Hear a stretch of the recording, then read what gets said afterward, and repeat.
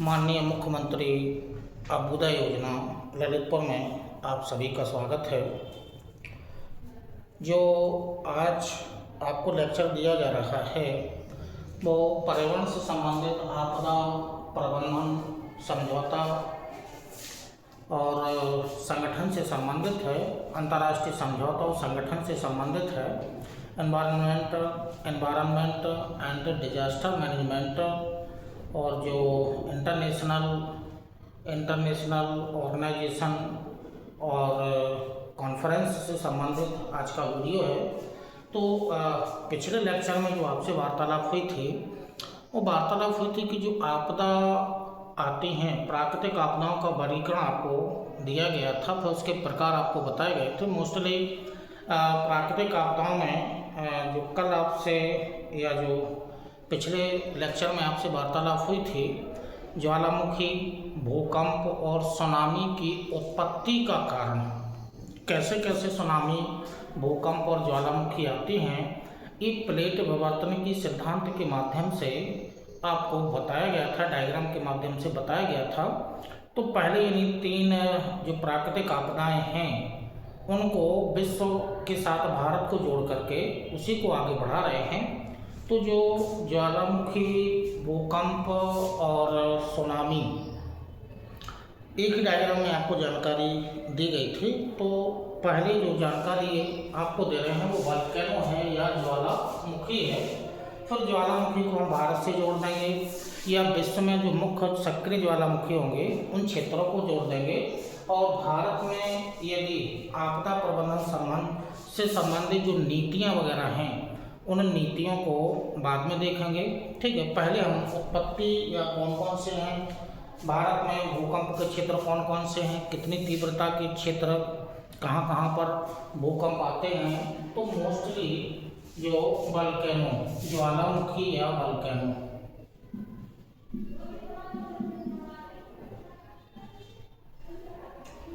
पहला टॉपिक है ज्वालामुखी या वोल्केनो।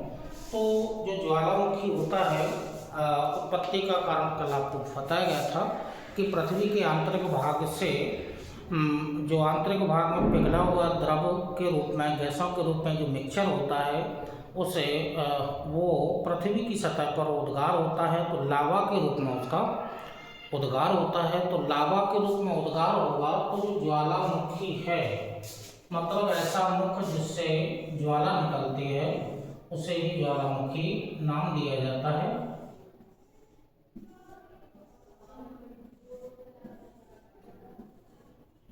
ये पृथ्वी का आंतरिक भाग सतह है। ये शंकुरूपी पर्वत का निर्माण हुआ है, शंकुरूपी पर्वत का निर्माण हुआ है। शंकुरूप, अब ये पाइप है जिससे लावा का उद्गार होता है और ये मुख है। बस इसी मुख को ही नाम दिया जाता है, ज्वालामुखी कहा जाता है। तो पृथ्वी के आंतरिक भाग से लावा का उद्गार पृथ्वी की सतह पर होता है तो उसे ज्वालामुखी विस्फोट कहा जाता है। लेकिन ऐसा मुख जिससे अत्यधिक गर्म तप्त लावा का उद्गार होता है, ऐसा मुख जिससे अत्यधिक गर्म तप्त लावा का उद्गार होता है, उसे ज्वालामुखी के नाम से जाना जाता है। अब चूँकि जो ज्वालामुखी हैं वो ज्वालामुखी में पहले तो लावा को देख लेते हैं, क्योंकि लावा का उद्गार होना है। तो लावा का उद्गार होना है तो पहले लावा जो होता है वो 2 प्रकार का लावा होता है। एक तो होता है अम्लीय लावा, अम्लीय लावा होता है। दूसरा होता है क्षारीय लावा होता है। तो अम्लीय लावा और क्षारीय लावा, मतलब इनकी विशेषताएं, डेफिनेशन के साथ साथ हमें विशेषताएं जाननी है। फिर लावा को जान करके फिर ज्वालामुखी के प्रकार कितने होते हैं शॉर्ट रूप में आपको लेकर के चलेंगे और मोस्टली हम भारत से उसको जोड़ देंगे। तो ये प्राकृतिक आपदा है, ज्वालामुखी है। तो अम्लीय लावा, ऐसा लावा जिसमें सिलिका की मात्रा या सिलिकन की मात्रा अत्यधिक पाई जाती है, मतलब 55% से अबव, 55% से अधिक लावा में सिलिकन की मात्रा पाई जाती है। तो ऐसे लावा को अम्लीय लावा कहा जाता है। तो पहले हम विशेषताएं देख लेते हैं अम्लीय लावा की, और फिर इसमें कुछ विशेषता उल्टी कर देंगे तो वो विशेषता हो जाएंगी क्षारीय लावा की विशेषता हो जाएंगी। तो जो अम्लीय लावा होता है, अम्लीय लावा गाढ़ा होता है, इसका जो रंग होता है लाल पीला होता है, इसकी जो श्यामता होती है, श्यामता अधिक होती है, और इसकी जो तीव्रता होती है वो तीव्रता भी अधिक होती है। तो मतलब ऐसा लावा गाढ़ा होता है, अम्लीय लावा गाढ़ा होता है, लाल पीला इसका रंग हो सकता है, और श्यानता विस्कोसिटी बहने का गुण जो द्रव और केवल गैसों में ही होता है, श्यानता अधिक होती है, और जब विस्फोट होता है तो इसकी तीव्रता भी अधिक होती है। तो ये जो कैरेक्टरिस्टिक हैं ये अम्लीय लावा के कैरेक्टरिस्टिक हैं। इसका उल्टा करेंगे तो वो क्षारीय लावा में हो जाएगा। मतलब सिरका की मात्रा अधिक है तो सिरकन की मात्रा कैसे जाएगी, कम हो जाएगी। मतलब अधिकतम जो होती है वो 45% तक होती है। जो भी लावा निकलेगा उसमें जो सिलिकॉन की मात्रा होती है वो अधिकतम 45 होती है, जबकि यहाँ ये न्यूनतम 55% दिखाया गया, और ये जो 45% है ये अधिकतम मात्रा ही होती है, तो मतलब कम होती है। अब जो कैरेक्टरिस्टिक लिखे हैं उल्टा कर देंगे। ये गाढ़ा होता है तो ये पतला होता है, लाल पीला होता है तो इसका रंग काला होता है, श्यानता अधिक होती है तो श्यानता कम होती है, तीव्रता अधिक होती है तो तीव्रता कम हो जाएगी। ये कैरेक्टरिस्टिक हो गए हैं, ठीक है। अब यहाँ से यदि अम्लीय लावा निकलता है चूँकि गाढ़ा होता है, पृथ्वी के आंतरिक भाग से निकलेगा और ऐसे ढेर लगा देगा, तो क्योंकि बहने का गुण क्या है, बहने का गुण कम है, ठीक है। तो इससे बनेगा क्या, समरूपी परवकों का निर्माण होगा, और जो चट्टान होगी वो ग्रेनाइट चट्टान का निर्माण हो जाएगा, ग्रेनाइट चट्टान का निर्माण हो जाएगा। अब दूसरी तरफ आएंगे तो दूसरी तरफ क्या है, क्षारीय लावा है, मतलब पतला है। पतले का मतलब हुआ आंतरिक भाग से निकला और अधिक दूरी पर ये बह गया, और ये धीमे धीमे करके फिर ठंडा होगा। ठंडा होगा तो चट्टानों में परिवर्तित होगा तो बनेगा पठार बनेगा, और जो चट्टानें होंगी वो मोस्टली बेसाल्ट चट्टानें पाई जाती हैं। अब बेसाल्ट चट्टानें मोस्टली पाई जाती हैं, तो पठार और क्षारीय लावा के उद्गार के बाद ठंडा होने से जिस स्थलाकृति का निर्माण होता है उसे पठार कहा जाता है, जबकि अम्लीय लावा के उद्गार के बाद लावा के ठंडा होने से जिस स्थलाकृति का निर्माण होता है उसे पर्वत के नाम से जाना जाता है या पर्वत कहा जाता है। तो डिपेंड करेगा स्थलाकृतियों के निर्माण में। तो ये दो स्थलाकृतियाँ पर्वत और पठार, ये दोनों स्थलाकृतियाँ हैं जो ज्वालामुखी विस्फोट के बाद, लावा के उद्गार के बाद, लावा के ठंडा होने से इन स्थलाकृतियों का निर्माण हुआ है। अब यदि यहीं पर हम थोड़ा सा और आगे बढ़ जाएं, तो यदि हम सॉइल को समझें, मिट्टी को समझें, तो मिट्टी है, कैसी मिट्टी बनेगी, क्योंकि चट्टानों का पहले अक्षय होगा, अक्षय के बाद फिर अपर्दन होगा, और अपर्दन के बाद जो भी चट्टानी जोड़ प्राप्त होगा उससे सॉइल या मिट्टी का फॉर्मेशन होगा। तो जो यहाँ पर जो रंग है वो लाल पीला है, तो लाल पीली मिट्टी का निर्माण होगा। यहाँ पर काला रंग है तो काली मिट्टी का निर्माण होगा। तो इसका मतलब है कि पर्वतीय अम्लीय लावा से लाल पीली मिट्टी का निर्माण होता है, या ग्रेनाइट चट्टानों से लाल पीली मिट्टी का निर्माण होता है, जबकि वहीं पठारी क्षेत्र में बेसाल्ट चट्टान है, चट्टानी चूर्ण प्राप्त होगा तो काली मिट्टी का निर्माण हो जाएगा, या क्षारीय लावा से काली मिट्टी का निर्माण होता है।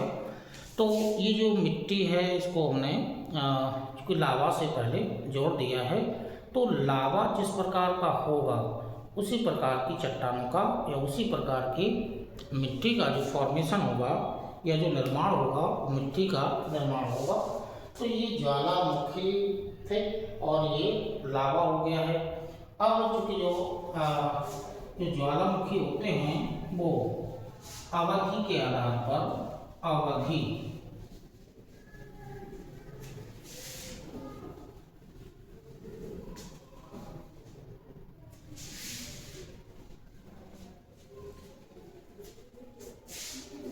प्रकार जानना है। अवधि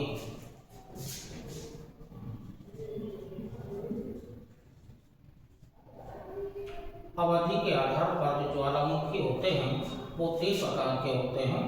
एक्टिव वोल्केनो या जागृत,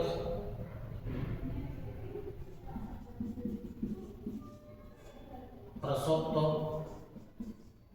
और मृत या निष्क्रिय।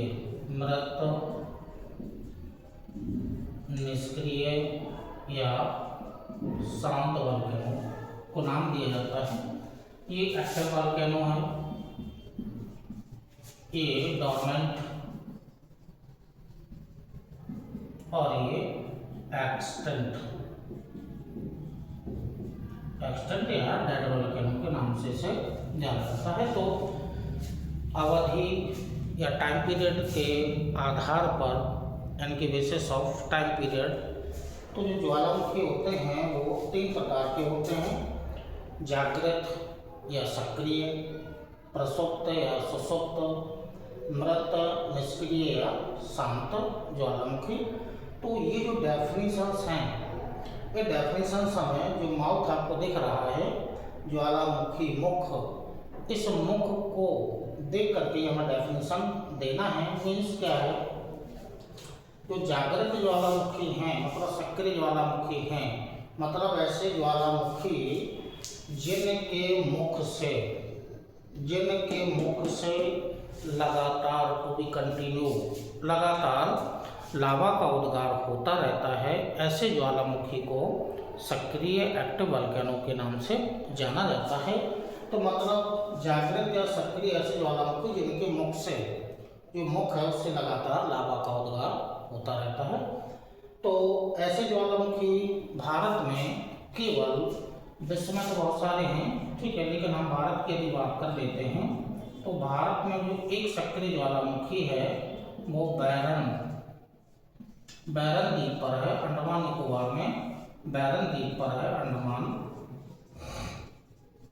अंडमान का ही द्वीप है बैरन द्वीप। तो भारत का एकमात्र एक्टिव वोल्केनो सक्रिय ज्वालामुखी जो बंगाल की खाड़ी में जो यूटी है, यूनाइटेड टेरिटरी या यूनियन टेरिटरी है, जो केंद्र शासित प्रदेश है अंडमान निकोबार। तो अंडमान के द्वीप अलग हैं, निकोबार के द्वीप अलग हैं। तो अंडमान के द्वीपों पर छोटा सा द्वीप है, बैरन नाम का ही द्वीप है, और उसी नाम का एक सक्रिय ज्वालामुखी है। तो भारत में एकमात्र सक्रिय ज्वालामुखी है। लेकिन भारत में चूँकि प्रसुप्त ज्वालामुखी भी हैं, मृत या निष्क्रिय ज्वालामुखी भी हैं। अब हम उनकी लिस्ट को आगे जा कर के हम देखेंगे, पहले इन डेफिनेशंस को समझ लेते हैं। तो जो प्रसुप्त ज्वालामुखी है, अब इसकी डेफिनेशन को समझिएगा, मुख को देखते रहिएगा। मतलब प्रसुप्त में ऐसा मुख जिससे पहले कभी लावा का उद्गार हुआ था, वर्तमान में लावा का उद्गार नहीं हो रहा है, लेकिन भविष्य में कभी भी उसके मुख से लावा का उद्गार हो सकता है। तो ऐसे ज्वालामुखी को एक विशेष नाम दिया जाता है, प्रसुप्त या सुषुप्त ज्वालामुखी। तो भारत की चूँकि बात कर लेते हैं कि प्रसुप्त या सुषुप्त, ये भी प्रसुप्त या सुषुप्त है तो मोस्टली हैं, तो बहुत सारे हम लिस्ट बनवा देंगे आगे जाकर के लिस्ट ही बना रहे हैं भारत में कौन कौन से ज्वालामुखी के मोस्टली जो क्षेत्र हैं। अब आइएगा मृत या निष्क्रिय ज्वालामुखी, मुख को देखिएगा। मतलब ऐसा ज्वालामुखी जिसके मुख से पहले कभी लावा का उद्गार हुआ था, वर्तमान में नहीं हो रहा है और भविष्य में भी कभी लावा का उद्गार नहीं होगा। ऐसे ज्वालामुखी को मृत, निष्क्रिय, शांत ज्वालामुखी कहा जाता है। तो ऐसे ज्वालामुखी भी भारत में हैं। तो जो निष्क्रिय ज्वालामुखी मोस्टली जो भारत में है वो एक्सटेंट ज्वालामुखी है, वो नरकोडम है, नरकोडम। और नरकोडम द्वीप ही है, वो नरकोडम द्वीप भी अंडमान निकोबार पर ही है, ठीक है, तो अंडमान निकोबार पर ही है। तो दो ज्वालामुखी हमने भारत से जोड़े हैं, एक बैरन द्वीप वो भी अंडमान निकोबार पर है, सक्रिय ज्वालामुखी है, और जो दूसरा है वो नरकोडम नाम का ज्वालामुखी है, वो भी अंडमान द्वीप पर ही है, नरकोडम नाम का ही द्वीप है, वो शांत एक्सटेंट की श्रेणी में उसे रखा गया है। तो अवधि के आधार पर ज्वालामुखी 3 प्रकार के हो गए हैं। मुख्य को आप मुख्य से हमें डेफिनेशन बनानी है इनकी। तो मतलब जागृत मतलब जागे हुए हैं, ये जागी हुई अवस्था में है, मतलब मुख से लगातार लावा निकल रहा है। प्रसुप्त मतलब सोई हुई अवस्था है, सोई हुई अवस्था मतलब पहले कभी जागे होंगे, वर्तमान में सो रहे हैं, और सो रहे हैं तो भविष्य में कभी भी जाग सकते हैं। तो ये एक अवस्था है प्रसुप्त। और यदि नहीं जाग रहे हैं, मृत, शांत, ठीक, नरकोडम इस प्रकार का शांत है, ठीक है। तो ये जो अवधि के आधार पर ज्वालामुखी होते हैं, ये क्योंकि प्रक्रिया तो आकस्मिक ही होती है, जो ज्वालामुखी जो होते हैं या भूकंप होते हैं, ये जो घटनाएं होती हैं, प्राकृतिक आपदाएं हैं, आकाश में घटती हैं, ये समय को नहीं बताती, मतलब बगैर समय बताए या बिना समय बताए ये घटनाएं घटती हैं, और अत्यधिक जनधन की हानि के साथ पर्यावरण को भी हानि होती है। तो 3 प्रकार के ये अवधि के आधार पर हो गए हैं। इसके अलावा 2 तो हमने भारत से जोड़ दिए हैं। इसके अलावा जो ज्वालामुखी हैं भारत में, उनको मोस्टली हमें जानना है। तो बैरन द्वीप, नरकोडम, एक और है बारांग तट, ये चूँकि अंडमान पर ही है,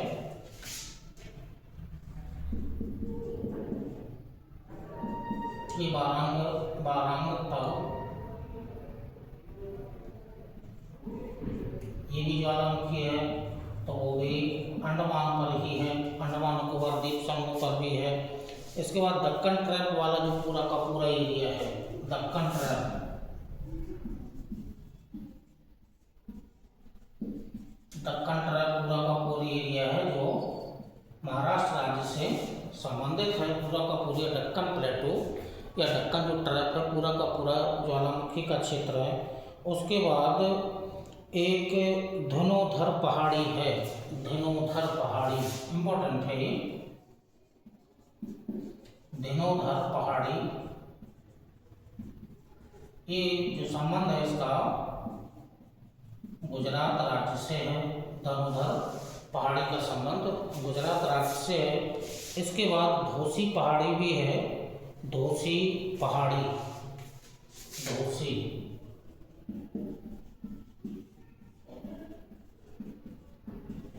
ये चूँकि जो राजस्थान और हरियाणा का जो बॉर्डर है वहाँ पाई जाती है, राजस्थान और जो हरियाणा का जो बॉर्डर है, ठीक है, वहाँ ये पहाड़ी पाई जाती है।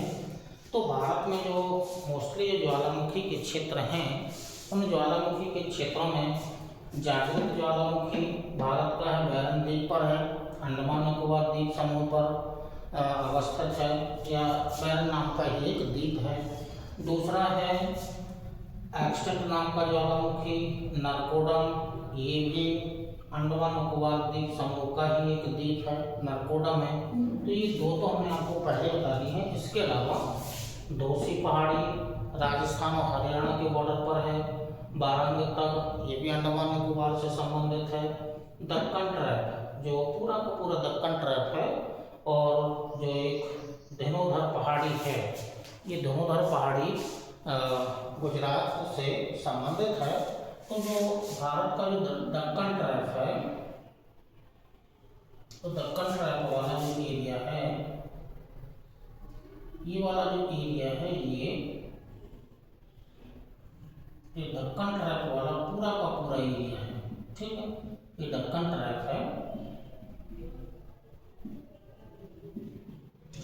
ये पूरा का पूरा एरिया ज्वालामुखी क्षेत्र से संबंधित है। हिमालय पर्वतीय क्षेत्र में जो ज्वालामुखी हैं भूकंप तो आते हैं, लेकिन ज्वालामुखी का उद्गार नहीं होता है, क्योंकि विश्व की सबसे ऊंची पर्वत श्रृंखलाओं में इसको गिना जाता है। और किसी ज्वालामुखी को या जो अंदर से मैग्मा आ रहा है वो प्लेट की मोटाई ज़्यादा होने के कारण भूकंप तो आ जाते हैं, लेकिन ज्वालामुखी फटने की संभावना नहीं होती है, क्योंकि प्लेट की मोटाई बहुत ही ज़्यादा होती है। इतनी मोटाई को तोड़ने में जो नीचे से जो मैग्मा आता है उसको अत्यधिक बल की आवश्यकता होगी। तो हिमालय पर्वतीय क्षेत्र है ये ज्वालामुखी के क्षेत्रों में शामिल नहीं है। बाकी के जो हमने क्षेत्र आपको बता दिए हैं ये भारत से संबंधित जो मोस्टली जो ज्वालामुखी के क्षेत्र हैं, तो जो ज्वालामुखी के क्षेत्र हैं वो भारत में ये प्रमुख क्षेत्र हो गए हैं, ज्वालामुखी के ये प्रमुख क्षेत्र हो गए हैं। अब विश्व में सक्रिय ज्वालामुखी हैं, ठीक है, जैसे सक्रिय ज्वालामुखी के अंतर्गत मौना लोआ, केलायो, ये यूएसए के अंतर्गत आते हैं और हवाई द्वीप पर अवस्थित हैं। कोलिमा मैक्सिको का है, कोटोपैक्सी चिंबारा जो इक्वाडोर देश में है, डेल सलादो अर्जेंटीना में है। ठीक है, और उसके बाद एटना विसुवियस स्ट्राम्बोली इटली के हैं, कैमरून अफ्रीका महाद्वीप का एकमात्र है।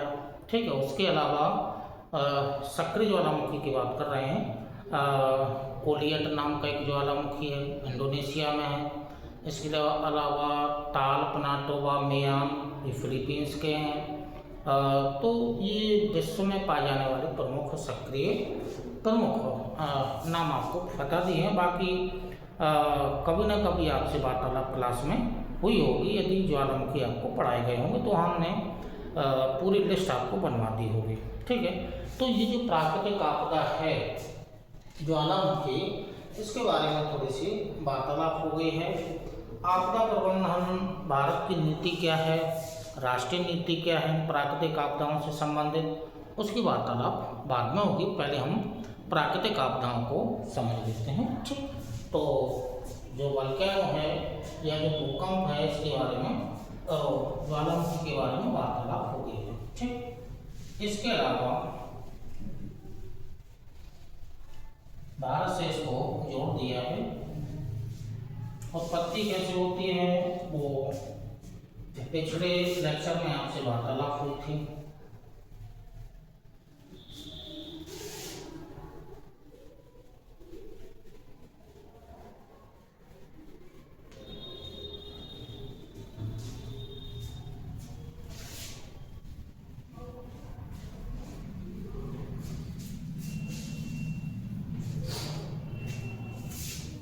अब वार्तालाप करते हैं आपसे कोई क्या भूकंप की वार्तालाप करते हैं। तो भूकंप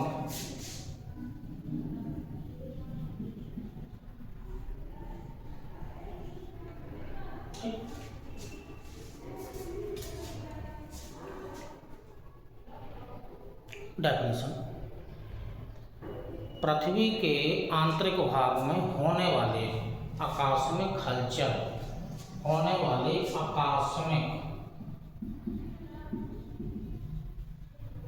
आकस्मिक हलचल या कंपन। ठीक, आकस्मिक हलचल या कंपन को ही भूकंप के नाम से जाना जाता है। तो जो भूकंप होता है वो आकस्मिक हलचल होती है कम समय में, चूँकि समय का पता नहीं चलता है, कम समय में पृथ्वी की सतह है वो हिल जाती है, कंपन हो जाता है। तो इसी को हम नाम दे देते हैं भूकंप, नाम दे देते हैं। अब भूकंप की उत्पत्ति पिछले लेक्चर में आपसे वार्तालाप हुई थी कि जो भूकंप होते हैं वो गहराई के आधार पर 3 प्रकार के भूकंप होते हैं।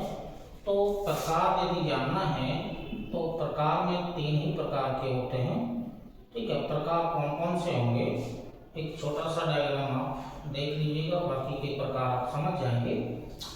उत्पत्ति कैसे होती है, उत्पत्ति का कारण आपको कल डायग्राम में दिखाया गया था, और कौन कौन से आते हैं वो देख लीजिएगा। प्रकार है एक भूकंप 70 किलोमीटर की गहराई से, एक 300 किलोमीटर की गहराई से और एक 700 किलोमीटर की गहराई से आता है। ये जो भूकंप होता है वो हल्के आकार का होता है, ये मध्यम आकार का होता है और ये गहरे आकार का होता है।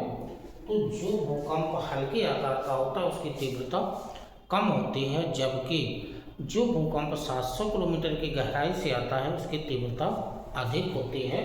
तो गहरे आकार के भूकंप से या भूकंप की तरंगों की जो तीव्रता होती है वो अधिक होती है। अब कल आपसे वार्तालाप हुई थी कि जो 70 किलोमीटर से भूकंप आ रहा था वो संपीड़न बल के कारण आ रहा था, और नीचे वाले जो दोनों थे वो घर्षण बल के कारण भूकंप आ रहे थे। तो ये 2 ही बल पृथ्वी के आंतरिक भाग में लग रहे थे। कैसे लग रहे थे ये भी आपको डायग्राम के माध्यम से बताया गया था। तो भूकंप 3 ही प्रकार का होता है, जबकि भूकंप की जो तरंगें होती हैं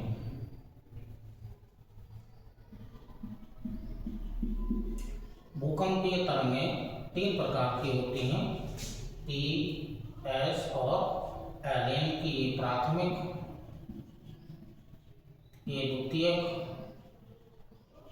और ये लंबी या सतही तरंगें। ठीक है, 3 प्रकार के। इनको शॉर्ट में ये पी प्राइमरी कंप्रेस वेव भी इनको कहा जाता है, लॉन्गिट्यूडनल वेव भी इनको कहा जाता है। द्वितीय तरंगें हैं, सेकेंडरी वेव हैं, ट्रांसफर वेव के नाम से भी इनको जाना जाता है, अनुप्रस्थ तरंग के नाम से। और पी और एस का रूप जो होता है वो एल तरंगें होती हैं। अब उत्पत्ति जानना है कि उत्पत्ति जो एस्थेनोस्फीयर जो परत आपको जानकारी दी गई होगी नेक्स्ट वीडियो, पिछले वीडियो में, तो उसमें आपको बताया गया था कि जो एस्थेनोस्फीयर जो परत होती है 100 किलोमीटर की गहराई से, मोस्टली भूकंपीय तरंगों की उत्पत्ति वहीं से होती है।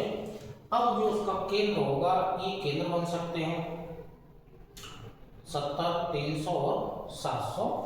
तो जो पी तरंगें होती हैं, यदि हम डायग्राम के माध्यम से देखें पृथ्वी की आंतरिक संरचना,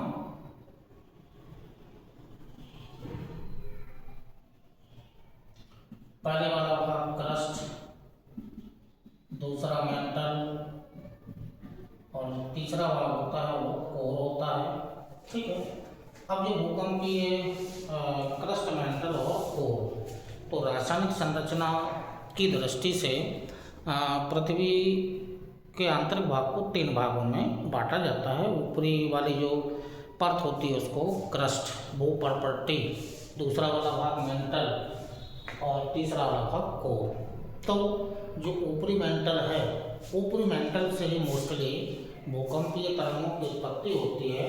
तो जहाँ से उत्पत्ति होती है उसे इस बिंदु को फोकस कहा जाता है, फोकस या मूल, फोकस या मूल कहा जाता है। अब भूकंपीय तरंगें जैसे ध्वनि तरंगें होती हैं, जैसे जलीय तरंगें होती हैं, मतलब उत्पत्ति केंद्र से चारों ओर फैल जाती हैं, ऐसे ही भूकंपीय तरंगें होती हैं, चारों ओर फैल जाएंगी। अब ये चारों ओर फैल गई, ठीक, अब चारों ओर फैल जाएंगी, लेकिन पृथ्वी की सतह पर जहाँ सबसे पहले पहुँचेंगी, पृथ्वी की सतह पर जहाँ सबसे पहले पहुँचेंगी उस बिंदु को एक विशेष नाम दिया जाता है। क्वेश्चन यहीं से बनता है, एपी सेंटर या अधिक केंद्र,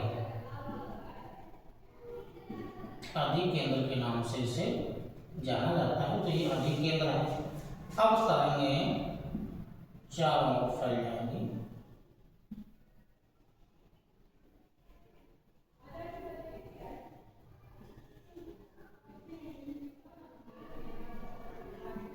देखिए जो पी तरंगें होती हैं इनका जो वेग होता है वो वेग सबसे ज़्यादा होता है, मतलब 8 किलोमीटर पर सेकंड होता है। जो एस तरंगें होती हैं इनका 3 किलोमीटर पर सेकंड होता है, मतलब कम होता है।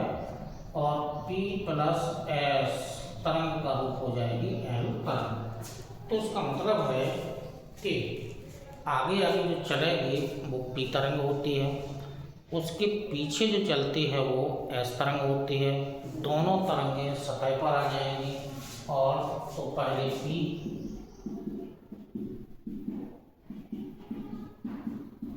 और उसके पीछे चलेंगी एस तरंगें चलती हैं और सतह पर आ जाएंगी तो बन जाएंगी एल तरंगें। ठीक, तो ये जो कि भूकंपीय तरंगों के बारे में आपको जानकारी दे दी है। तो भूकंपीय तरंगें 3 प्रकार की, पी, एस और एल तरंगें, ये डायग्राम आपको बता दिया गया है। तो तरंगें 3 ही प्रकार की होती हैं भूकंपीय तरंगें, और 3 प्रकार से भूकंप गहराई के आधार पर हैं, 3 प्रकार का होता है वर्गीकरण के आधार पर। अब इसी क्रम में अब मोस्टली हमें भारत से इनको जोड़ना है। तो भूकंपीय तरंगों की जो तीव्रता होती है या भूकंपीय तीव्रता जो होती है उसका जो मापक यंत्र है, तो पहले तो जो मापक यंत्र है, मापक यंत्र को पहले जो अब चूँकि वर्तमान में रिएक्टर स्केल का प्रयोग होने लगा है, लेकिन पहले मार्केली स्केल का उपयोग किया जाता था। मार्केली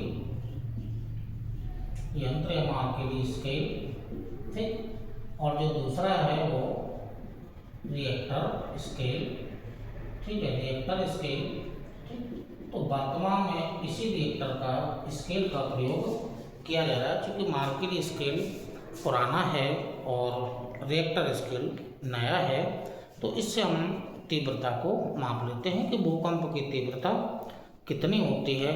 अब भूकंप की तीव्रता 4 से ज़्यादा होती है, मतलब 5 से कम होती है तो उतना जोखिम नहीं लगाया जा सकता है, लेकिन यदि 5 से ज़्यादा तीव्रता हो जाती है तो फिर उसको अलग अलग वर्गीकरण उसका किया गया है। तो जो नया मापक यंत्र, ये यंत्र है, ठीक, नया मापक यंत्र रिएक्टर स्केल है। चूंकि जो इकाई लिखी जाती है वो मैग्नीट्यूड, ये मैग्नीट्यूड मतलब 4.5 मैग्नीट्यूड, 2.3 मैग्नीट्यूड, 7.7 मैग्नीट्यूड, तो पीछे जो इकाई लिखी जाती है वो मैग्नीट्यूड इकाई लिखी जाती है, क्योंकि तीव्रता है तो इकाई तो कुछ ना कुछ होगी ही। तो ये मैग्नीट्यूड में इसको माप लिया जाता है। अब जो भूकंप है हमें भारत से जोड़ना है, क्योंकि हम अंतर्राष्ट्रीय स्तर पर प्राकृतिक आपदाओं की बात उतनी नहीं करेंगे जितनी हम भारत को लेकर के करेंगे। मोस्टली हमें भारत से भूकंप को जोड़ना है। जैसे अभी हमने ज्वालामुखी को केवल हमने भारत से ही जोड़ा है। हाँ, विश्व के जो अन्य सक्रिय ज्वालामुखी हैं उत्पत्ति मोस्ट होती है, जैसे उत्पत्ति विश्व में होगी वैसे उत्पत्ति भूकंप ज्वालामुखी सभी प्राकृतिक आपदाओं की उत्पत्ति समान ही होगी। ऐसा नहीं होगा कि भारत में उत्पत्ति के कारक अलग होंगे या विभिन्न प्रकार के जो पृथ्वी के आंतरिक भाग में बल लगते हैं वो बल अलग होंगे। उत्पत्ति विश्व में हो चाहे भारत में हो, उत्पत्ति सभी की समान होगी। तो ज्वालामुखी, उसके बाद भूकंप। अब भूकंप के क्षेत्र मोस्टली जो क्वेश्चन जो यूपीएससी या पीसीएस में जो मोस्टली क्वेश्चंस बनते हैं वो क्षेत्र को लेकर के, भारत में कौन कौन से क्षेत्र हैं, कितनी तीव्रता के क्षेत्र हैं, तो ये मोस्टली हमें जानना है। तो क्षेत्र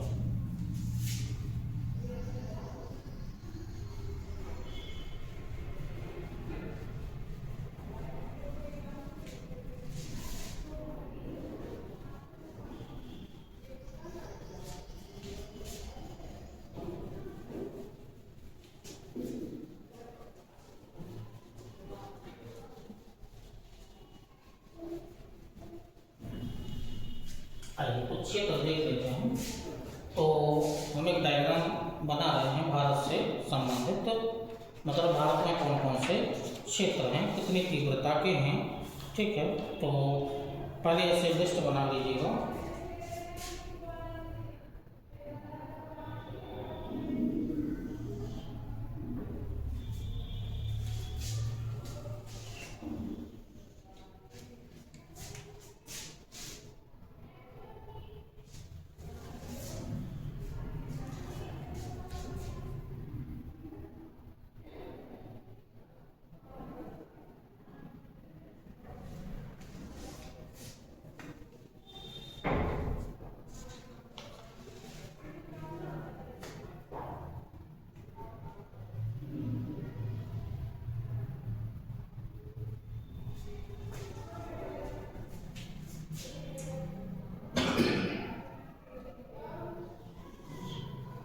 पहले हमें भूकंप के जोन समझना है, कौन कौन से जोन हैं।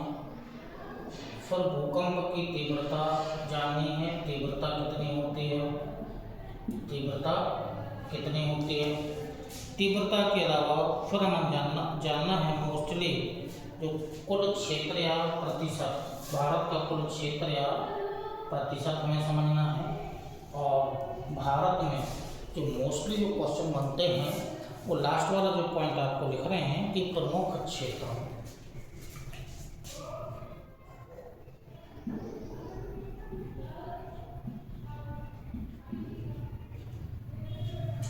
ठीक है, जोन यानी कि ये भारत के बारे में वार्तालाप हो रही है, भारत से ही संबंधित है। तो जो जोन होते हैं भारत में, जोन जो होते हैं वो जोखिम, निम्न जोखिम का क्षेत्र। पहला है निम्न जोखिम।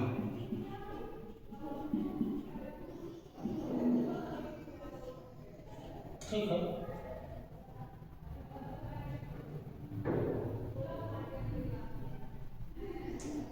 दूसरा जो करना है वो मध्यम जोखिम, मध्यम जोखिम,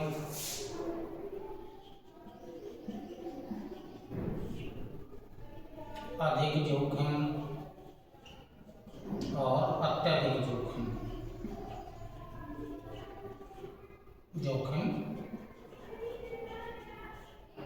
ठीक है, तो ये क्षेत्र मोस्टली हमें जानने हैं।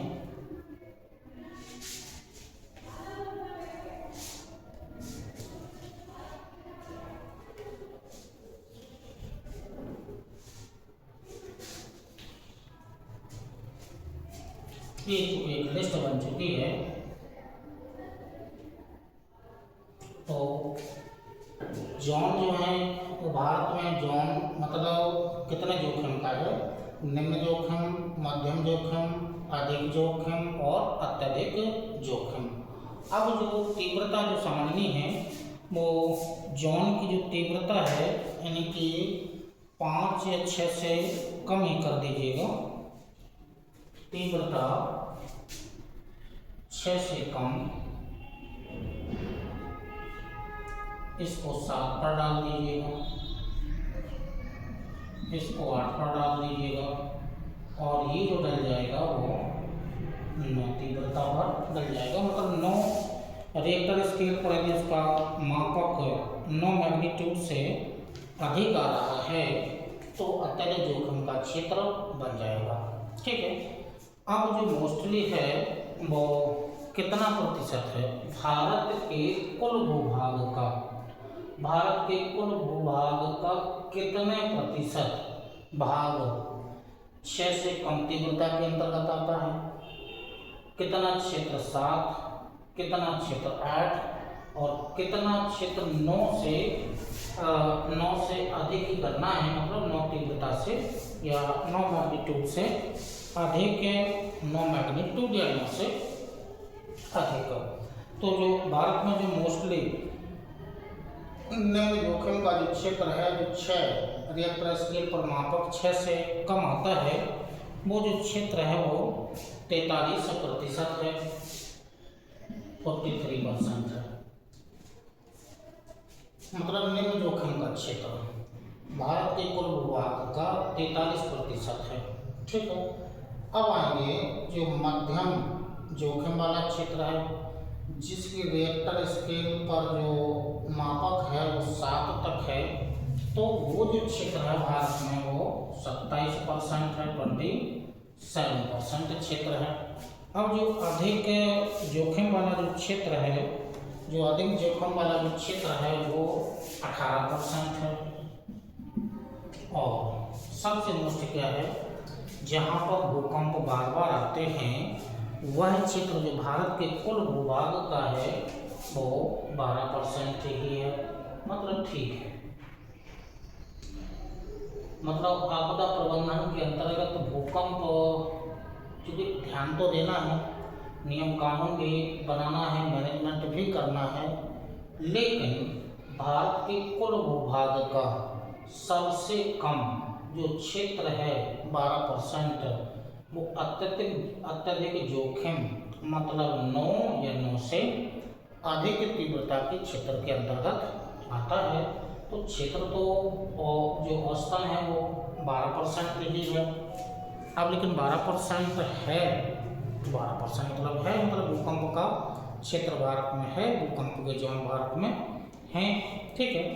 अब जो मोस्टली जो प्रमुख क्षेत्र हैं, तो निम्न जोखिम वाला क्षेत्र 43% है, बहुत सारे क्षेत्र इसके अंतर्गत आ जाएंगे, लेकिन जो मोस्टली जो क्षेत्र होंगे यानी कि पूरा उत्तरी पूर्वी भारत, ठीक है, उत्तरी पूर्वी भारत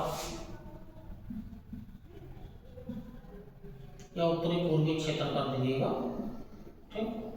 जम्मू कश्मीर का कुछ क्षेत्र है इसके अंतर्गत, मतलब हिमालय पर्वतीय क्षेत्र है, तो या तो डायरेक्ट लिख दीजिएगा कि हिमालय पर्वतीय क्षेत्र इसके अंतर्गत आता है।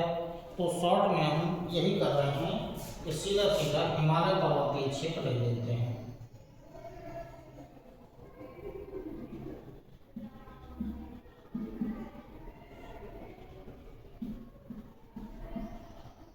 हिमालय पर्वतीय क्षेत्र मोस्टली क्षेत्र ही हो जाएगा।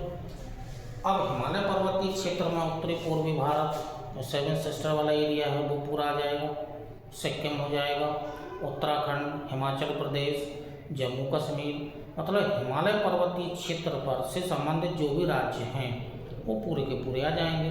तो सभी राज्यों को ना लिख करके हिमालय पर्वतीय क्षेत्र लिख दिया है। इसके अलावा गुजरात या कच्छ रण या गुजरात का कच्छ रण, ये गुजरात का कच्छ रण, ठीक।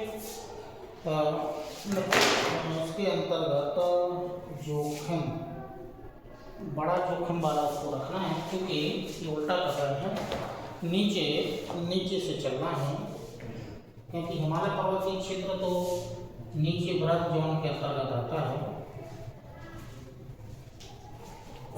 नीचे से चलेंगे कम जोखिम वाले क्षेत्र, क्योंकि गुजरात में तो कच्छ के रण में तो भूकंप बहुत तीव्रता का भुज में आया ही था 2001 में, तो गुजरात वाला क्षेत्र है। नीचे से चलते हैं तो नीचे से इनके ऊपर से चलेंगे तो कम जोखिम के जो क्षेत्र हैं वो कम जोखिम के क्षेत्र जो पश्चिमी क्षेत्र है, मतलब केरल, गोवा, लक्षद्वीप, मतलब जो अरब सागर से संबंधित जो क्षेत्र हैं, इसके अलावा उत्तर प्रदेश, गुजरात, मोस्टली उत्तर प्रदेश इसी में आ जाएगा। उत्तर प्रदेश मतलब बहुत कम मैदानी क्षेत्र है, बहुत कम, हाँ, लेकिन प्रभाव यदि हिमालय पर्वतीय क्षेत्र पर भूकंप आया है तो प्रभाव निश्चित ही पड़ता ही है।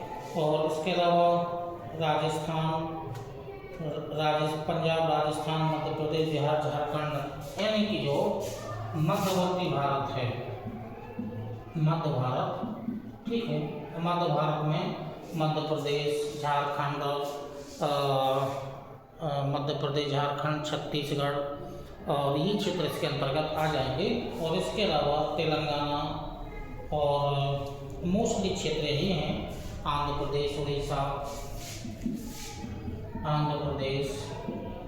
उड़ीसा, तेलंगाना, ठीक विशेष हमें ध्यान देना है किस पर, यूपी पर हमें विशेष रूप से ध्यान देना है। तो जो उत्तर प्रदेश है निम्न जोखिम की श्रेणी या निम्न जोखिम जोन के अंतर्गत आता है, और जो मोस्टली है वो जो उत्तर प्रदेश का जो भाग है वो मोस्टली है जो उत्तर पश्चिमी क्षेत्रीय इसके अंतर्गत है। अब आएंगे तो जो मध्यम जोखिम श्रेणी के हैं, मध्यम जोखिम श्रेणी में जो दिल्ली, सिक्किम,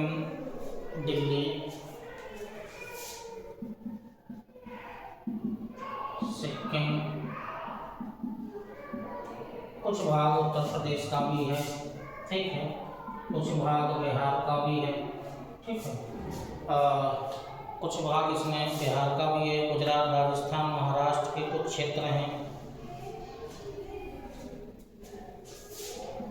महाराष्ट्र, राजस्थान और गुजरात के भी कुछ क्षेत्र इसमें शामिल है। तो उत्तर प्रदेश के जो कुछ क्षेत्र हैं जो मध्यम यानी कि 7 की श्रेणी के अंतर्गत इनको रखा गया है। अब जो 8 श्रेणी की तीव्रता वाला जो भूकंप है वो मोस्टली है जो भूकंप है 8 श्रेणी की तीव्रता वाला, इसमें ये मोस्टली यही क्षेत्र आ जाएंगे, पूरे के पूरे क्षेत्र आ जाएंगे। मोस्टली हमें जानना किसको है, जो अत्यधिक जोखिम वाले क्षेत्र हैं। तो अब यहाँ लिखना पड़ेगा पूरा का पूरा हिमालय पर्वतीय क्षेत्र, हिमालय पर्वतीय क्षेत्र हो जाएगा। उसके अलावा जो गुजरात कच्छ रण हो जाएगा, कच्छ रण हो जाएगा इसमें, हिमालय पर्वतीय क्षेत्र के अलावा कच्छ रण इसमें हो जाएगा। और इसके अलावा अंडमान निकोबार द्वीप समूह, ठीक है, अंडमान निकोबार जो आइलैंड्स हैं वो इसके अंतर्गत आ जाते हैं।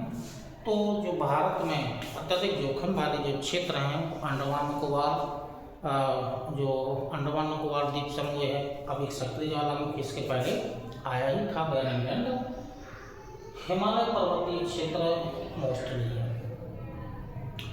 उत्तराखंड, जम्मू कश्मीर, हिमाचल प्रदेश, सिक्किम और जो उत्तरी पूर्वी राज्य हैं ये अत्यधिक जोखिम के अंतर्गत ये क्षेत्र आते हैं। तो हमने आपसे कहा था कि अत्यधिक भूकंप वाले क्षेत्र हिमालय पर्वतीय क्षेत्र हैं। तो भूकंप तो आते हैं लेकिन ज्वालामुखी नहीं आते हैं। और मोस्टली जो भूकंप हिमालय पर्वतीय क्षेत्र में है वो नेपाल देश में ज़्यादा आते हैं, लेकिन उसका प्रभाव भारत में पड़ता है क्योंकि उत्तर प्रदेश, बिहार ये क्षेत्र ये राज्य से संलग्न है, लगे हुए हैं। तो भूकंपीय तरंगों का प्रभाव निश्चित रूप से पड़ता है। भले ही उत्तर प्रदेश कम जोखिम वाले क्षेत्र में है, लेकिन नेपाल में भूकंप आता है तो प्रभाव उसका उत्तर प्रदेश में पड़ता ही है। तो ये जो लिस्ट आपको दी गई है वो भूकंप से संबंधित जो जोन हैं वो जोन के बारे में आपको जानकारी दी गई है। अब इसी से संबंधित यदि कोई डाटा हैं तो डाटा भी इसी क्रम में आगे आपको दे रहे हैं। और 1-2 प्राकृतिक आपदाएं होगी, ज्वालामुखी और भूकंप, भारत से इसको जोड़ दिया गया है। अब जो तीसरी प्राकृतिक आपदा जो है वो सुनामी, इसी के साथ में उसकी व्याख्या करेंगे।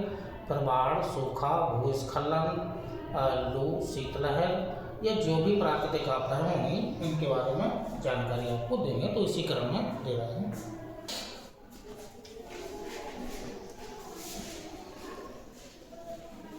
चलिए, तो इसी क्रम में जो भूकंपीय क्षेत्र हैं, अब भूकंप से संबंधित 1-2 डाटा और हैं, तो डाटा आपको दे रहे हैं भूकंप से संबंधित डाटा।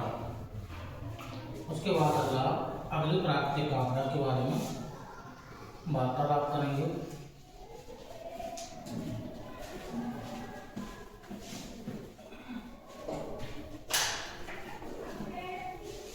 चलिए, तो पहला डाटा लिख लीजिएगा, प्रथम डाटा लिख लीजिएगा, भूकंप से संबंधित है। पहला डाटा लिख लीजिएगा, भारत की प्रथम भूकंपीय चेतावनी प्रणाली, भारत की प्रथम भूकंपीय चेतावनी प्रणाली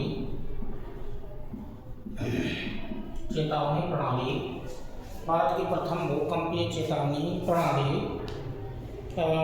उत्तराखंड में 2015 में 2015 में स्थापित की गई। 2015 में स्थापित की गई और उत्तराखंड के देहरादून में स्थापित की गई। चूँकि उत्तराखंड में है और हिमालय पर्वतीय क्षेत्र अत्यधिक जोखिम वाले क्षेत्रों के अंतर्गत आता है, तो इसलिए इसे स्थापित किया गया है। देहरादून में इसे स्थापित किया गया है। उसके बाद जो भारत की सुदूर संवेदी भौगोलिक सूचना प्रणाली है, जिसको शॉर्ट में CIS कहा जाता है। तो ये जो संस्था है CIS, पूरा नाम है इसका सुदूर संवेदन तथा भौगोलिक सूचना प्रणाली। ये भौगोलिक तथा स्थलाकृतिक, भारत में भौगोलिक तथा स्थलाकृतिक ये आंकड़ा उपलब्ध कराती है। तो ये जो दो डाटा जो भूकंप से संबंधित है वो आपको दिए गए हैं। तो भारत की प्रथम भूकंपीय चेतावनी प्रणाली 2015 में स्थापित की गई थी उत्तराखंड के देहरादून में, और जो दूसरा है संस्था वो भारत की है, वो सुदूर संवेदी भौगोलिक सूचना प्रणाली है। ये जो भारत के जो जोखिम वाले अत्यधिक जोखिम वाले क्षेत्र हैं या जो कम जोखिम वाले हैं, सभी जोन के लिए डाटा उपलब्ध कराती है। भौगोलिक डाटा भी देती है और स्थलाकृतिक डाटा भी देती है, आंकड़ा उपलब्ध ये कराती है। तो जो भूकंप से संबंधित जो डाटा है, ये दो ही डाटा उपलब्ध हैं, वो आपको दे दिए गए हैं।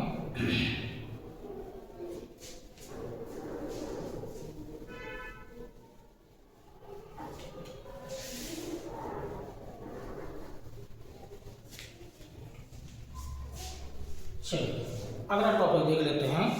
भूस्खलन या जो एवलांच है या भूस्खलन या लैंडस्लाइड्स है।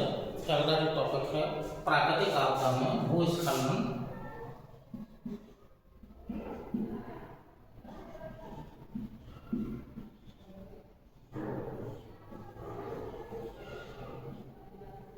भूस्खलन ये अगला टॉपिक है, प्राकृतिक आपदा है।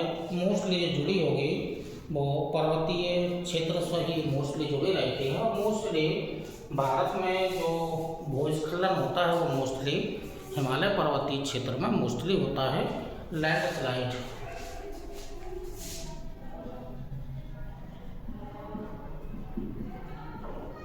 ये भारत से ही लैंडस्लाइड है और भूस्खलन है।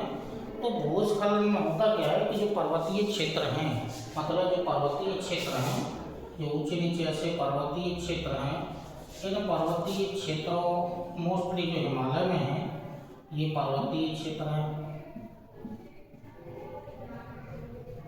और मोस्टली कौन सा है, भारत में यदि जोड़ें तो भारत में हिमालय पर्वतीय क्षेत्र है, हिमालयन माउंटेन है, ये हिमालयन माउंटेन क्षेत्र है। अब हिमालय पर्वतीय क्षेत्र में भूस्खलन एक भूवैज्ञानिक घटना है। कैसी है? भूवैज्ञानिक घटना है, मतलब पृथ्वी के आंतरिक भाग से इन भागों से संबंधित है। भूवैज्ञानिक ये घटना है, ठीक, जो मोस्टली आती है वो गुरुत्वाकर्षण बल के कारण। गुरुत्वाकर्षण बल का जो प्रभाव होता है, गुरुत्वाकर्षण बल का ही इसमें मोस्टली प्रभाव रहता है। अब गुरुत्वाकर्षण बल का इसमें मोस्टली प्रभाव ही रहता है।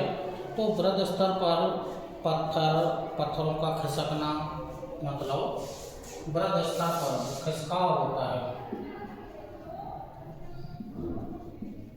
जो खिसकाव होता है वो मोस्टली पत्थर मिट्टी, पत्थर, मिट्टी, मोस्टली इनका खिसकाव होता है। पहाड़ियों का टूटना,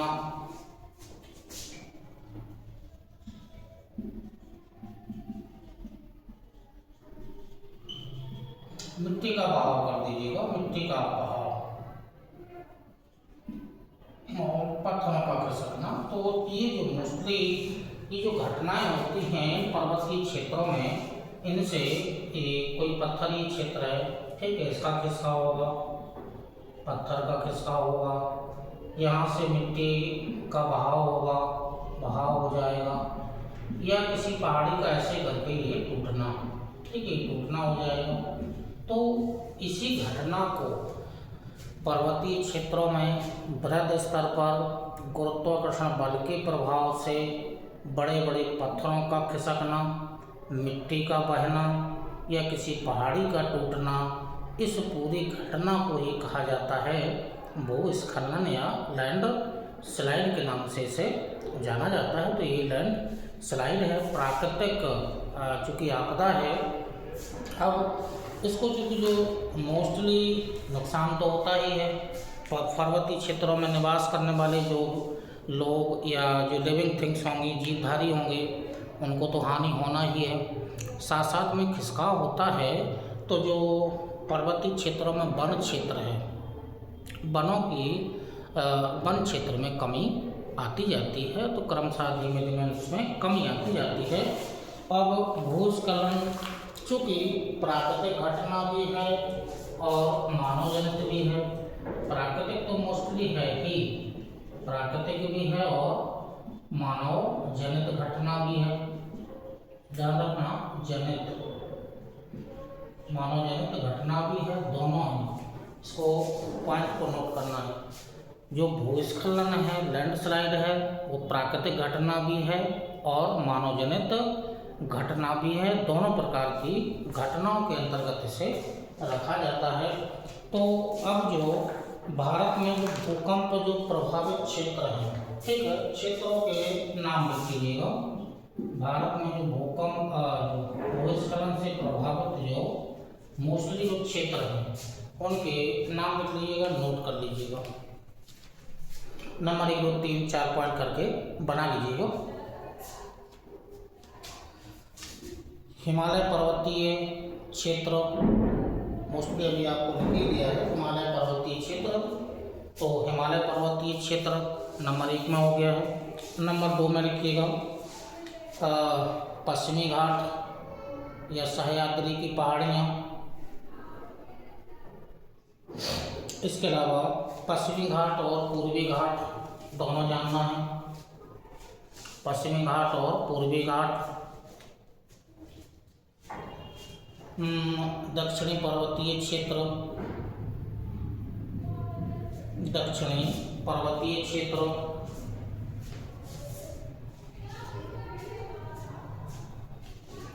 और लास्ट में लिख लीजिएगा अंडमान निकोबार द्वीप समूह, अंडमान निकोबार द्वीप समूह। तो जो मोस्टली जो क्षेत्र हैं, यदि हम भारत में डायग्राम के माध्यम से इनको शो करें, तो जो मोस्टली जो क्षेत्र हैं वो हैं पर्वतीय क्षेत्र ही भारत के। तो जो मोस्टली पर्वतीय क्षेत्र हैं,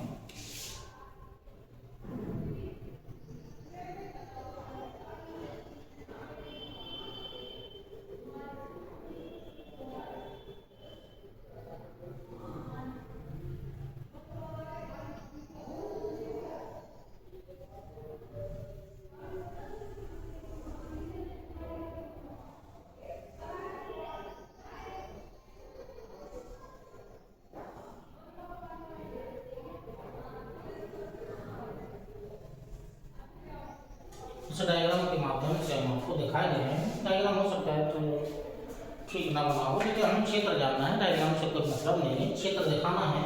तो पहला क्षेत्र है ये पूरा हिमालय पर्वतीय क्षेत्र है, हिमालय पर्वत है, ठीक। अब हिमालय पर्वत के अंतर्गत जो ट्रांस हिमालय पर्वतीय क्षेत्र है वो भी इसमें शामिल है। और इसके अलावा जो हिमालय पर्वतीय क्षेत्र में जो बृहद हिमालय है, लघु हिमालय है, या शिवालिक पर्वतीय क्षेत्र है, ये सभी इसके अंतर्गत शामिल हैं। हमने एक नाम लिख दिया है हिमालय पर्वतीय क्षेत्र। उसके बाद जो दूसरा क्षेत्र है ये पश्चिमी घाट है, ये पश्चिमी घाट या सह्याद्री की पहाड़ियाँ हैं। ये जो क्षेत्र है ये पूर्वी घाट है, पूर्वी घाट वाला क्षेत्र है। यहाँ पर जो दक्षिणी पर्वतीय क्षेत्र है जिसमें मोस्टली नीलगिरी पर्वतीय क्षेत्र है, नीलगिरी पर्वतीय क्षेत्र है मोस्टली। और उसके अलावा आएंगे तो नीलगिरी पर्वतीय क्षेत्र के अलावा जो अंडमान निकोबार द्वीप समूह है, ठीक है, ये अंडमान निकोबार द्वीप समूह पर भी यहाँ पर ये भी अंडमान निकोबार, ठीक है, ये क्षेत्र। तो भारत में जो मोस्टली जो भूस्खलन के क्षेत्र हैं या भूस्खलन के जो मोस्टली भारत में क्षेत्र हैं वो हिमालय पर्वतीय क्षेत्र यानी कि सर्वाधिक प्रभावित क्षेत्र है भूस्खलन से। और मोस्टली जो भूस्खलन होता है वो मोस्टली वर्षा काल में या वर्षा का जो समय होता है उसमें मोस्टली भूस्खलन होता है। पश्चिमी घाट, पूर्वी घाट, नीलगिरी पर्वतीय क्षेत्र या दक्षिणी पर्वतीय क्षेत्र जिसमें नीलगिरी के साथ साथ में अन्नामलाई और कार्डेनम की पहाड़ियाँ भी इसमें शामिल हैं। तो नीलगिरी तो है ही, नीलगिरी के साथ साथ में अन्नामलाई,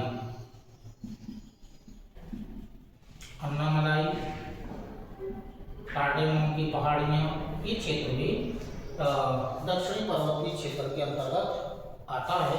तो जो भी लैंडस्लाइड से संबंधित है वो भारत से इसको जोड़ दिया गया है। अब लैंडस्लाइड से संबंधित भारत में केवल जागरूकता ही इम्पोर्टेंट रहती है, लेकिन ऐसे कोई ऐसे नियम कानून अभी अधिनियम ऐसे कोई नहीं बनाए गए हैं कि लैंडस्लाइड से संबंधित कोई नियम या कोई राष्ट्रीय नीति जरूर होगी तो राष्ट्रीय नीति के अंतर्गत आएगा आपदा प्रबंधन से संबंधित। तो ये भूस्खलन वाला टॉपिक था। इसी क्रम में जो अगला टॉपिक होगा वो बाढ़, फ्लड।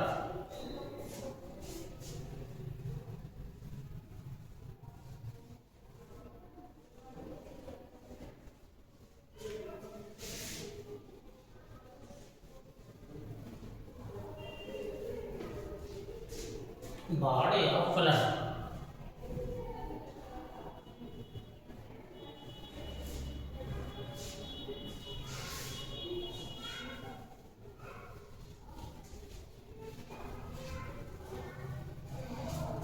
फ्लड या बाढ़ नेक्स्ट प्राकृतिक आपदा है बाढ़।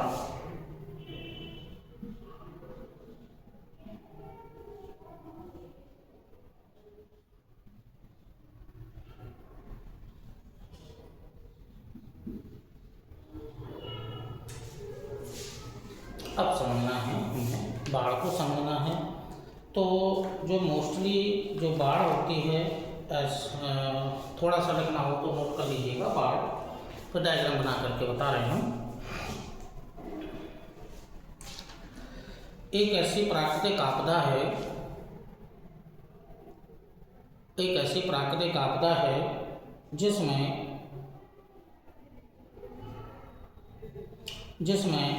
अत्यधिक वर्षा होने से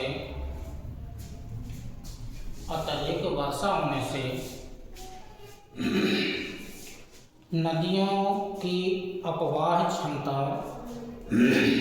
तो जल ले जाने की क्षमता, नदियों की अपवाह क्षमता अत्यधिक हो जाती है तथा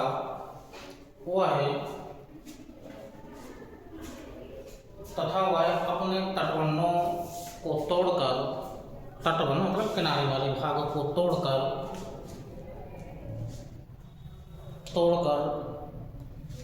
आसपास के क्षेत्रों को जलमग्न कर देती है।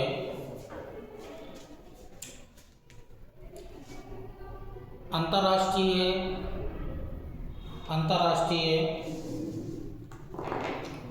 सिंचाई जल प्रवाह आयोग अंतर्राष्ट्रीय सिंचाई जल प्रवाह आयोग, ये आयोग है। इसके अनुसार उसने कुछ डेफिनेशन दी है। अंतर्राष्ट्रीय जल प्रवाह या सिंचाई जल प्रवाह आयोग के अनुसार, इसके अनुसार डेफिनेशन देना है। आयोग के अनुसार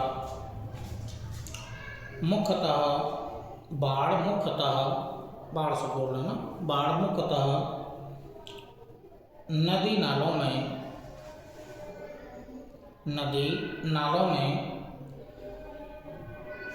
जल प्रवाह का वह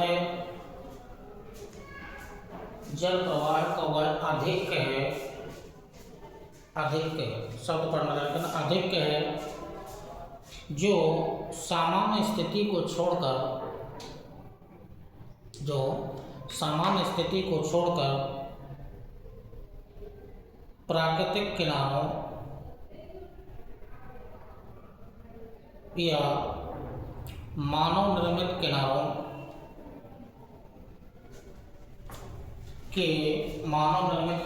के ऊपर से बहता है,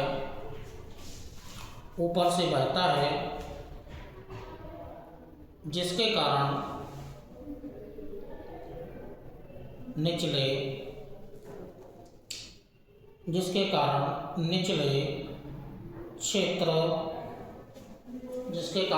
क्षेत्र जलमग्न या पानी से घिर जाते हैं।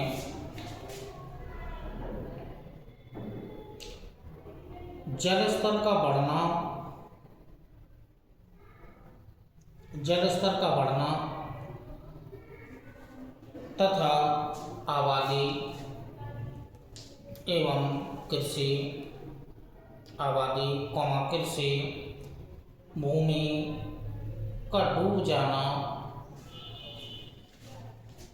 भूमि का डूब जाना बाढ़ प्रभावित श्रेणी के अंतर्गत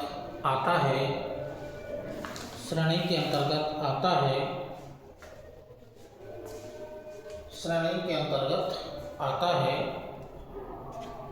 अब जो बाढ़ जो होती है वो दो ही प्रकार होते हैं। प्राकृतिक तो चूंकि होती है, लेकिन मानवीय कारक भी इसमें शामिल हैं। तो बाढ़ के प्रकार दो प्रकार की होती है। ठीक है, प्राकृतिक तो होती है, प्राकृतिक बाढ़, और मानव निर्मित या मानव जनित होती है। तो चूंकि प्राकृतिक तो है ही, लेकिन मानवीय कारकों का प्रभाव भी इसमें रहता है। तो इसी क्रम में भारत से संबंधित कौन कौन से क्षेत्र हैं वो इसी क्रम में आपको बताने जा रहे हैं। चलो, दो प्रकार की होती है, मानवजनित भी होती है, प्राकृतिक भी होती है। मोस्टली प्राकृतिक होती है, लेकिन जो मानवीय कारक होते हैं, मानवीय कारक इसमें भी सहयोगी होते हैं। मानवीय कारकों का इसमें सहयोग होता है, तो बाढ़ की तीव्रता और बढ़ जाती है। अब इसी क्रम में जो भारत का जो कुल भौगोलिक जो क्षेत्र है वो भारतीय भूवैज्ञानिक सर्वेक्षण GSI के अनुसार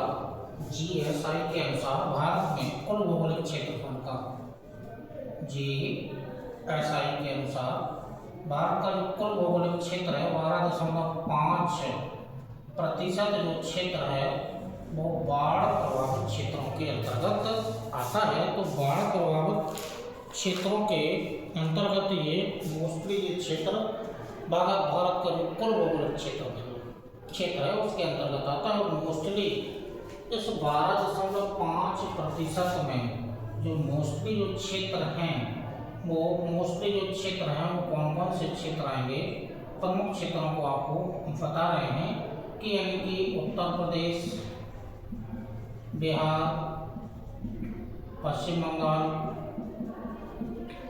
असम, मध्य प्रदेश, उत्तराखंड और मोस्टली ये जो राज्य हैं ये इसके अंतर्गत आते हैं। पंजाब, राजस्थान, उड़ीसा, आंध्र प्रदेश, गुजरात, उड़ीसा, आंध्र प्रदेश, राजस्थान को भी शामिल कर लीजिएगा, गुजरात को भी इसमें शामिल करना है। इसके अलावा जो केरल, तमिलनाडु, केरल और तमिलनाडु, पंजाब, केरल और तमिलनाडु, ये जो मोस्टली जो क्षेत्र हैं, ये जो 12.5% भूभाग है वो इन राज्यों के अंतर्गत आता है। तो भारत में मोस्टली जो बाढ़ प्रभावित राज्य या जो क्षेत्र हैं वो मोस्टली जहाँ जहाँ पर नदियाँ का प्रवाह है या नदियाँ और उसकी जो सहायक नदियाँ होंगी या जो मुख्य नदियाँ होंगी वो मोस्टली वहीं पर बाढ़ प्रभावित क्षेत्र बन जाते हैं। तो मोस्टली जो बाढ़ प्रभावित क्षेत्रों में हैं वो पूर्वी उत्तर प्रदेश और पूरा का पूरा बिहार और पश्चिम बंगाल, असम, ये जो मोस्टली जो क्षेत्र हैं मतलब पूर्वी उत्तर प्रदेश, बिहार, पश्चिम बंगाल, असम, ये तो मोस्टली जो ऊपर वाले जो क्षेत्र दिखाए गए हैं ये मोस्टली प्रतिवर्ष बाढ़ से प्रभावित होते ही हैं। तो बाढ़ प्रभावित ये क्षेत्रों के अंतर्गत ये मोस्टली ये आते हैं। अब यदि हम जो भारत के प्रमुख यदि बड़े क्षेत्रों में, राज्य तो यही हैं मोस्टली, लेकिन यदि हम वर्गीकरण करें या बाढ़ का जो मुख्य यदि हम वर्गीकरण करें या वर्गीकृत किया जाए तो बाढ़ का क्षेत्र का वर्गीकरण है। वर्गीकरण तो वर्गीकरण हमें मोस्टली 3 रूपों में ही जानना है। जो बाढ़ से प्रभावित जो भारत के जो क्षेत्र हैं मोस्टली 3 ही क्षेत्र हैं। एक तो पूरा का पूरा गंगा नदी बेसिन, गंगा नदी बेसिन क्षेत्र या मैदानी क्षेत्र है। दूसरा यदि हम वर्गीकृत करें तो ब्रह्मपुत्र नदी बेसिन क्षेत्र, ब्रह्मपुत्र नदी बेसिन क्षेत्र, ये 2 क्षेत्र तो बाढ़ से 2 क्षेत्र तो मोस्टली बाढ़ से हैं ही। इसके अलावा जो तीसरा जो क्षेत्र है वो मध्य भारत और प्रायद्वीपीय भारत, मतलब मध्य भारत और प्रायद्वीपीय भारत, मध्य भारत प्लस प्रायद्वीपीय भारत, जिसमें मोस्टली जो नर्मदा, ताप्ती, गोदावरी और जो महानदी, कृष्णा, ये जो प्रमुख नदियां हैं मध्य भारत और प्रायद्वीपीय भारत की, तो ये जो मोस्टली जो ये क्षेत्र हैं 3 ही क्षेत्र हो गए हैं। अब यदि हम इसको थोड़ा सा डायग्राम के माध्यम से इसको यदि शो करें, भारत में एक छोटा सा डायग्राम बना रहे हैं।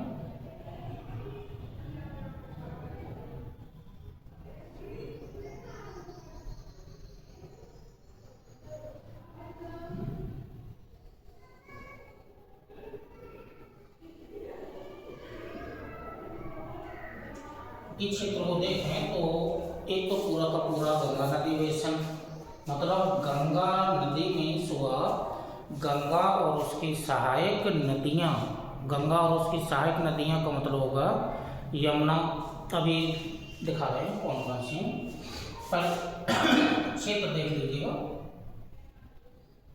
ये पूरा क्षेत्र है, ये गंगा नदी का मैदानी क्षेत्र है, ठीक है, ये गंगा नदी का मैदान हो गया, ये ब्रह्मपुत्र नदी,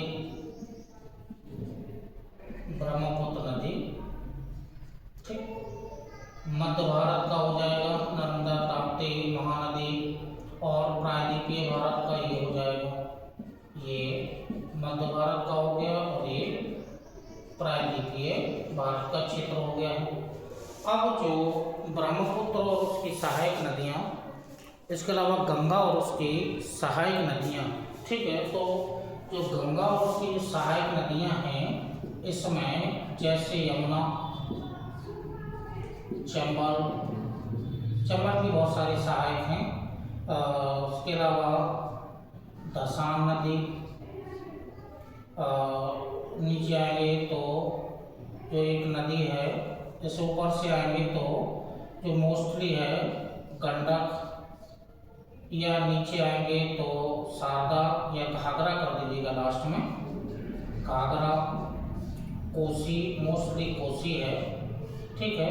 तो ये गंगा और उसकी जो मुख्य सहायक नदियां हैं, सोन नदी, ठीक है, सोन नदी, तो जो गंगा और उसकी जो मोस्टली ये सहायक नदियां हैं, प्रतिवर्ष कोसी नदी है, प्रतिवर्ष बाढ़ आती ही है, ठीक है। तो कोसी नदी को विशेष नाम भी दिया जाता है बिहार का शोक, भी इसे कहा जाता है बिहार का शोक, ठीक है। क्योंकि कोसी नदी गंगा की सहायक है, इसका अपवाह क्षेत्र निश्चित नहीं होता है। जब वर्षा होती है तो जल का प्रवाह कहीं से भी होने लगता है, तो ये निश्चित नहीं होता है कि वो अपनी घाटी में ही बहेगी, तो घाटी से बाहर भी अपनी घाटी बना सकती है। तो ये जो प्रमुख गंगा और उसकी सहायक नदियां हैं, इनमें प्रतिवर्ष बाढ़ आती ही है। अब जो दूसरा जो क्षेत्र है ब्रह्मपुत्र नदी, अब ब्रह्मपुत्र नदी की जो प्रमुख और सहायक हैं, उनमें जो मानस हो गया है, खैरपुदिया, कमला, सोवनसिरी, धनसिरी भी है और पगला दिया भी है। ये मोस्टली जो मुख्य नदियां हैं, ये ब्रह्मपुत्र की सहायक नदियां हैं। इसी में लास्ट में यदि हम जोड़ेंगे तो बराक भी है, जमुना भी है। ये मुख्य ब्रह्मपुत्र की प्रमुख सहायक नदियां हैं। तो ये बाढ़ प्रभावित क्षेत्रों में, भारत के जो बाढ़ प्रभावित क्षेत्रों में, यहाँ जो असम है, गंगा नदी बेसिन हो गया, ब्रह्मपुत्र नदी बेसिन, असम, ठीक है। तो ब्रह्मपुत्र नदी को असम का शोक, ये ब्रह्मपुत्र नदी को असम का शोक से कहा जाता है। और इसी क्रम में आएंगे तो जो गंगा नदी है, गंगा नदी भी बाढ़, जो पश्चिम बंगाल है, तो जो मोस्टली है पश्चिम बंगाल में, तो यहाँ कर देंगे एक नदी और है जिसका नाम है दामोदर, ठीक है। ये दामोदर नदी को पश्चिम बंगाल का शोक कहा जाता है, पश्चिम बंगाल का शोक कहा जाता है। तो यहाँ पर 3 शोक आपको दिख रहे हैं। बिहार का शोक कोसी नदी को कहा जाता है, पश्चिम बंगाल का शोक दामोदर नदी को कहा जाता है, असम का शोक ब्रह्मपुत्र नदी को कहा जाता है। तो 3 शोक यहाँ पर मिले हैं। और शोक का मतलब होता है कि बाढ़ से अत्यधिक जनधन की हानि के साथ साथ में पर्यावरणीय क्षति भी होती है, तो इस कारण से इसे शोक कहा जाता है। अब जो तीसरा जो क्षेत्र है भारत में, मध्य भारत और प्रायद्वीपीय भारत है, तो ये मध्य भारत का क्षेत्र है। अब मध्य भारत के क्षेत्र में जो मोस्टली आएगा, मध्य भारत के क्षेत्र में एक तो महानदी वाला क्षेत्र है जो उड़ीसा में बाढ़ लाता है मोस्टली। उसके अलावा मध्य प्रदेश, यानी कि नर्मदा, ताप्ती नदी, तो ये जो मोस्टली जो मध्य भारत की नदियां हैं, ये महानदी, नर्मदा और ताप्ती, ये मोस्टली मध्य भारत की नदियां हैं। इसके अलावा प्रायद्वीपीय भारत में यदि हम जाएं तो प्रायद्वीपीय भारत में जो गोदावरी के बाद कृष्णा, कावेरी, ठीक, ये प्रायद्वीपीय भारत की मोस्टली नदियां हो गई हैं। तो तो प्रायद्वीपीय भारत की नदियाँ यहाँ पर ही आपको दिखाया गया है। ये मध्य भारत का है और ये प्रायद्वीपीय भारत की नदियाँ हैं। तो 3 प्रमुख क्षेत्र हो गए हैं। तो गंगा नदी बेसिन क्षेत्र, ब्रह्मपुत्र नदी बेसिन क्षेत्र, मध्य भारत और प्रायद्वीपीय नदी बेसिन क्षेत्र। तो वर्गीकरण मोस्टली नदियों का जो वर्गीकरण है या भारत के जो प्रमुख बाढ़ प्रभावित क्षेत्रों में हैं, ये बाढ़ प्रभावित क्षेत्रों में 3 प्रमुख बाढ़ प्रभावित क्षेत्र हैं। तो गंगा नदी बेसिन क्षेत्र में तो प्रतिवर्ष बाढ़ आती ही है। तो अब मोस्टली जो जानना है,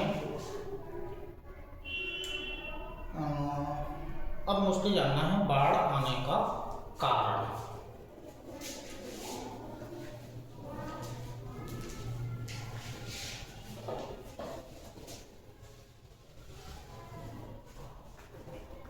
और मोस्टली क्या है, कारण क्या है, तो प्राकृतिक कारण तो हैं ही, लेकिन मानव जनित कारण भी इसमें शामिल कर दिए जाते हैं। तो कारण जो होते हैं वो मोस्टली 3 ही कारण हैं बाढ़ आने के कारण में।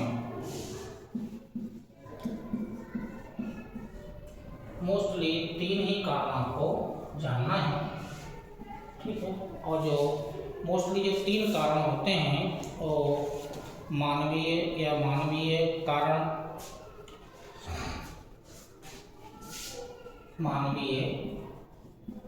मानवीय कारण, मौसमी कारण और इस तरह करते क्या भौगोलिक कारण। तो जो बाढ़ आने के जो कारण हैं वो 3 ही कारण हैं, मानव जनित, मौसमी या जो भौगोलिक में भौतिक कारण करिएगा, भौगोलिक या भौतिक, ये 3 ही कारण हैं। तो बाढ़ आने के 3 ही कारण होते हैं। तो 3 कारणों में जो मोस्टली ये 3 कारण हैं, इन 3 कारणों को हमें जानना है। पर बाकी के हम आपको पॉइंट के रूप में आपको लिखवा देंगे, अवधि करेंगे। चलो, मानवीय कारणों के अंतर्गत जो कारण हैं, वन अवरोपण, मृदा निम्नीकरण, जलवायु परिवर्तन, ये मानवीय कारण के अंतर्गत आते हैं। क्योंकि मानव ने वन अवरोपण,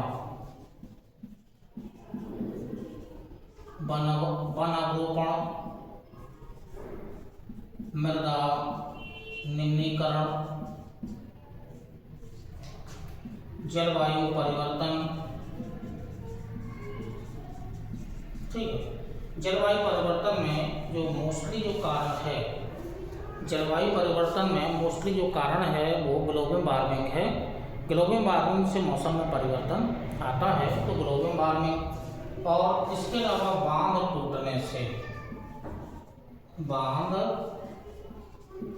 टूटने से, तो जो मानवीय कारण हैं, मानव ने अत्यधिक वनों की कटाई की। वनों की कटाई से वनों की सघनता में कमी आई। वनों की सघनता में जो कमी आई है उसे वन विनाश के नाम से जाना गया और एट लास्ट में उसी को देखेंगे वन अवरोपण की समस्या उत्पन्न हुई। तो चूँकि वन जो होते हैं वो बाढ़ को रोकने में सहायक होते हैं, तो एक तो वन अवरोपण हुआ, मानव ने अपने लाभ के लिए बृहद स्तर पर वनों की कटाई की। मृदा का निम्नीकरण हुआ, फसल चक्र ठीक से ना अपनाने के कारण, और जलवायु परिवर्तन और बांध के टूटने से, ठीक है, बांध के टूटने से। तो ये मानवीय कारणों के अंतर्गत हैं, वन अवरोपण, मृदा निम्नीकरण, जलवायु परिवर्तन, बांध के टूटने से।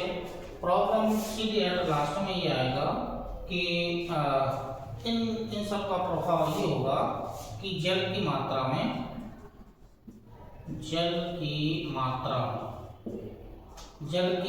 में वृद्धि या जल की मात्रा अधिक हुई, एट लास्ट में कारण बनेगा बाढ़, फ्लड। ये फ्लड कारण इसका बन जाएगा। तो एक कारण आपको आज दे दिया है, मानवीय कारण। इसी के साथ में जो अगला जो नेक्स्ट वीडियो आपको डाला जाएगा या नेक्स्ट क्लास ली जाएगी, वो यही बाढ़ के कारण से हम प्रारंभ करेंगे कि बाढ़ आने के कौन कौन से कारण हैं।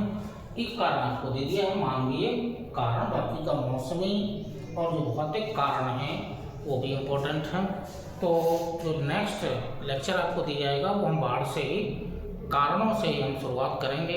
आगे जाकर के जो अन्य जो प्राकृतिक आपदाएँ हैं, जैसे सूखा होगा, सूखा के अलावा सुनामी होगा, या जो अन्य जो प्राकृतिक आपदाएँ हैं उनके बारे में वार्तालाप होगी।